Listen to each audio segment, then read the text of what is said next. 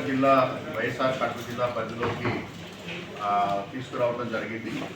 Government దానికి అనుగుణంగా నిన్న ఉత్తర్వులు ఇస్తున్నారు. అలాగే స్టేట్ గజెట్లో కూడా పబ్లిష్ చేయడం జరిగింది. అలాగే నిన్నటి రోజున మన జిల్లా గజెట్లో కూడా పబ్లిష్ చేయడం జరిగింది. ఈ రోజు నుంచి ఈ రాజంపేట రెవెన్యూ డివిజను వైఎస్ఆర్ కడప జిల్లా పరిధిలో పనిచేస్తుంది. దీనికి సంబంధించి మన రాజంపేట సబ్ డివిజనల్ ఆఫీసర్గా ఉన్నటువంటి భావన గారు, sub collector Rajampet. So will continue as the sub collector for the Rajampet newly card Rajampet division. ఎందుకంటే దాంట్లో ఉన్నటువంటి రైల్వే కోడూరు తిరుపతి జిల్లాకి మెర్జ్ అవ్వడం జరిగింది. రిమైనింగ్ మండల్స్ అలాగే మీ అందరికీ తెలుసు రాజంపేట కాన్స్టిట్యుయెన్సీలో 2 మండలాలు అంటే ఒంటిమిట్ట, అదేవిధంగా సిద్ధవటము మన కడప జిల్లా పరిధిలో ఉండటం జరిగింది ఇంతకుముందు కూడా.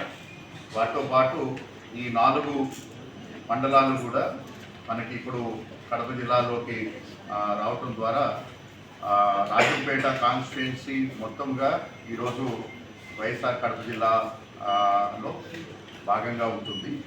తద్వారా కడప జిల్లాలో మొత్తం మనకి 40 మండలాలు జిల్లాలో ఉంటాయి.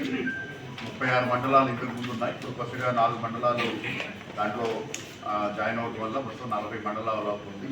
తద్వారా రాష్ట్రంలోనే అత్యధిక మండలాలు ఉన్నటువంటి జిల్లాగా మన వైఎస్ఆర్ కడప జిల్లా అవతరిస్తాం. అలాగే ఈ 4 మండలాలు కూడా మన కడప జిల్లాలో కలిసినందు ద్వారా మన జిల్లా యొక్క పాపులేషను మనకి ఇంతకుముందు 20,30,000 జనాభా ఉన్నది. సుమారుగా 2,70,000 మంది జనాభా పెరుగుదల వల్ల సుమారుగా 23 లక్షల జనాభాగా మనకి రావడం జరుగుతూ ఉంది. అలాగే ఈ నందలూరులో ఉన్నటువంటి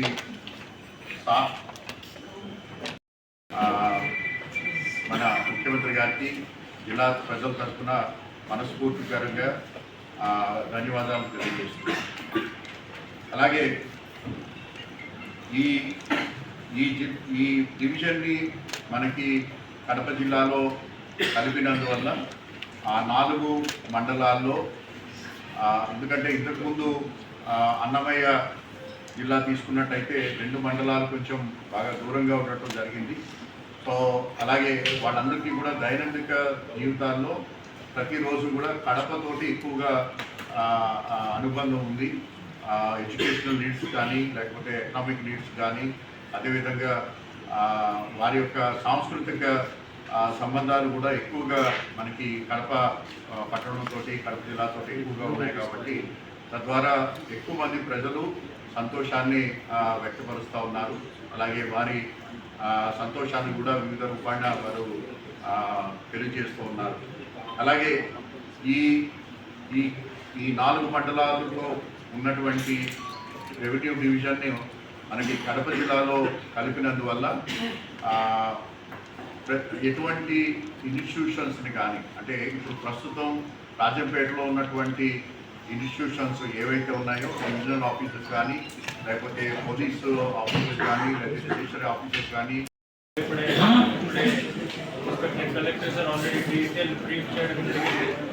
పోలీస్ సంబంధించి 4 మండలాలు కడప జిల్లాలో వస్తున్నాయి.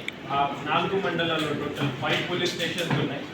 Rajampet upgraded police station, Rajampet rural, దీంట్లో ప్రస్తుతానికి Nandalur, Veerapalli and Sundapalli administrative arrangement ఈరోజు చేయడం జరిగింది. ఇక్కడ రాజంపేట రూరల్ సర్కిల్లో ఈ 3 పోలీస్ స్టేషన్ పనిచేస్తున్నాయి. తర్వాత నందలూరు ఒక రాజంపేట రూరల్ సర్కిల్, ఇక్కడ Rajampet upgraded town police station and Rajampet రూరల్లో ఈ 3 పోలీస్ స్టేషన్స్ ఇప్పుడే వైఎస్ఆర్ కడప జిల్లా కడప జిల్లాలో విలీనం చేయడం జరిగింది. ఆ 5 పోలీస్ స్టేషన్స్ ప్రస్తుతానికి under the sub division police officers Manoj హెడ్గే గారు చూస్తున్నారు.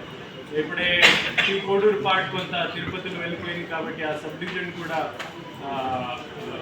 బెటర్ ఫోకస్ చేయగలుగుతాం. పోలీస్ వ్యవస్థ, law and order, any crime or any police services కావాలంటే ఇమీడియట్లీగా నేను మీరు ఏఎస్పీ గారికి అప్రోచ్ అవ్వండి. ఇమీడియట్లీగా DPO Kadapa, SP office Kadapa any time PGRS petitions కానీ పర్సనల్ రిక్వైర్మెంట్స్ కానీ అందరూ ఎనీ టైం రావచ్చు. ఈ ఆఫీసెస్ ఏఎస్పీ ఆఫీసెస్, ఈ 5 police stations, ASP office and SP office Kadapa any time for the service police services of the Rajampet constituency. Thank you.